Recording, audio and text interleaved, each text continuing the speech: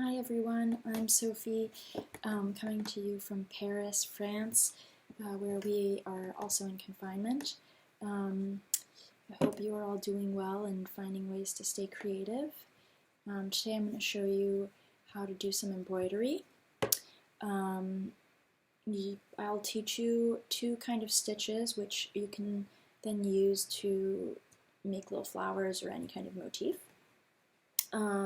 So what you will need is some fabric. I have some just white cotton, but you can just use some clothes or like fabric that you're not using anymore. Then you'll also need an embroidery circle. This is not necessary, but it's helpful. And when I started doing embroidery, I didn't use any, so they're not necessary.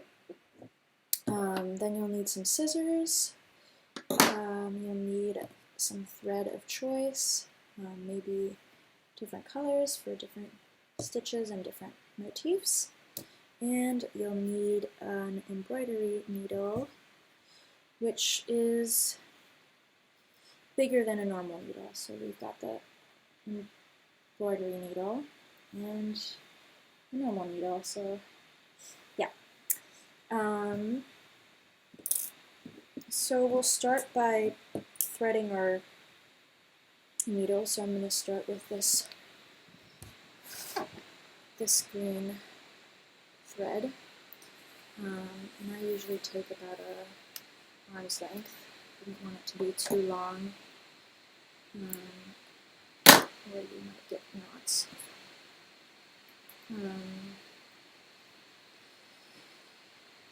If you're having a hard time threading it,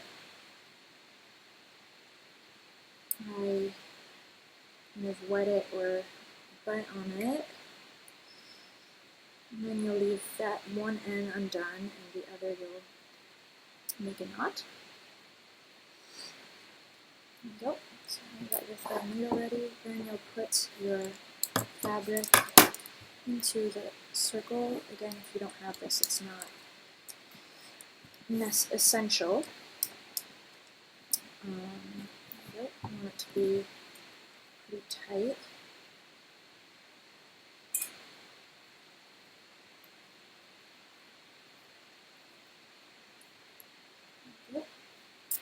And so we'll start with the back stitch, which I'll show you right here is this white stitch here, and is one that I use a lot. So you can kind of do this winging it, but I'm going to show you guys a way to make it easier to follow a line or something if you want, but sometimes I make little dots for where I want the needle be coming up and out. And then you start from the back.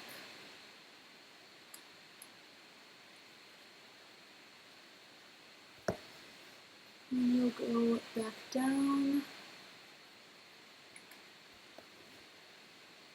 And then back up. Next dot. And then you'll actually go back into the hole that you came from. And you want to try to get it inside the hole as much as possible. This. And then go back up. And again, try to get it as closely into the previous hole so that you don't leave a gap. Next dot. And then back.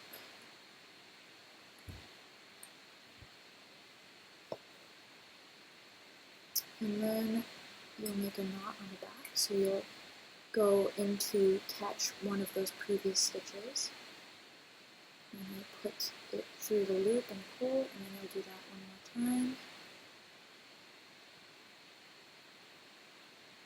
And then you can cut that.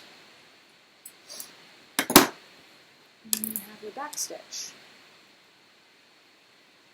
which I use for a lot of things. For example, I've used it in this candle and in the text as well. Next I'll show you the stem stitch, which is one of my favorites. And I'm going to do the dots again because I find it to be pretty helpful, especially when you're doing this for the first time. I'm a little crooked.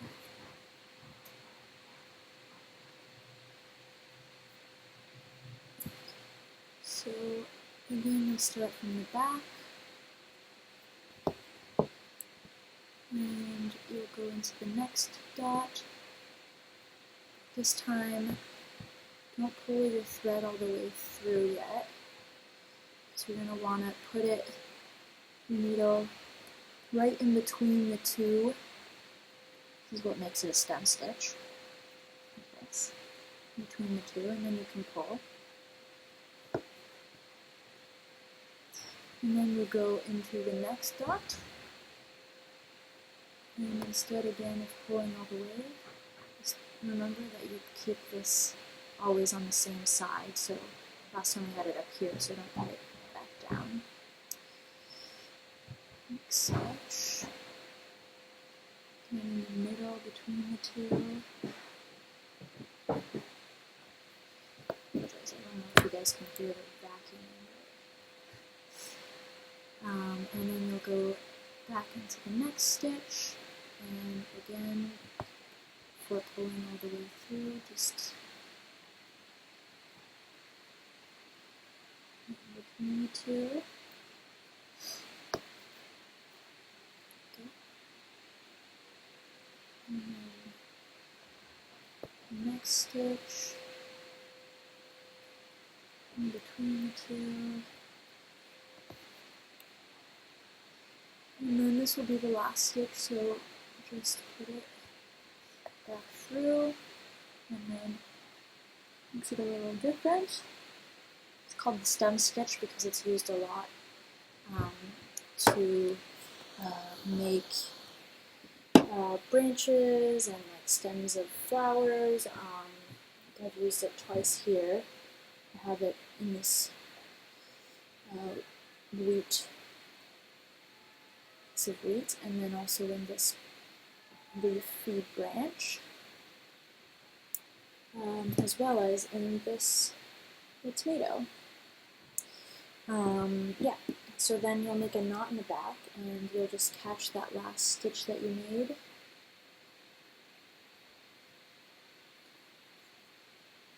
And then back into the loop, and then do that again.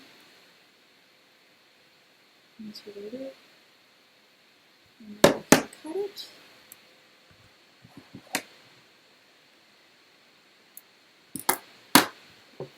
And then you have these two stitches, but you can use both for making little flowers. So I'm going to just add a little flower to the top of each one, and I think I'll use this yellow, which I've already cut and put on a needle. So just have to make a little knot. And I'm going to use the back stitch to make these little petals. So go back.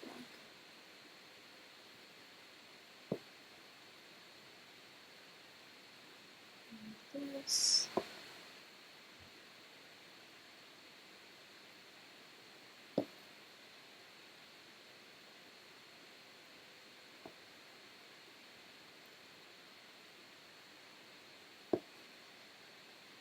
And for you guys it looks upside down. Doesn't look like much at the moment, but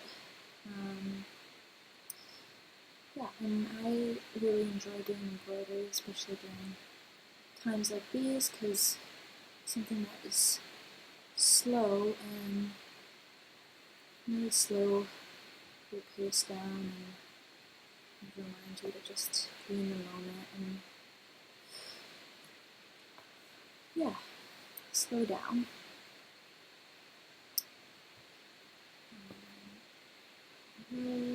And then maybe I'll want to do 4 petals to this little flower.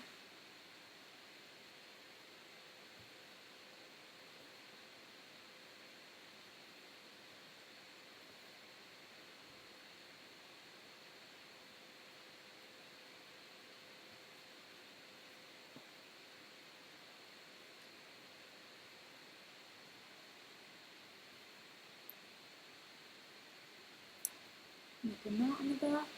Again, always just like catch one of those stitches that you made and you'll go through the loop. Do it twice. And cut off. And then, oh, you have a cute little flower. And so, yeah, I would say just, experiment. Let your hand take the stitches where they go. And I hope you enjoyed this video and find a little comfort in embroidery. Thank you. Bye.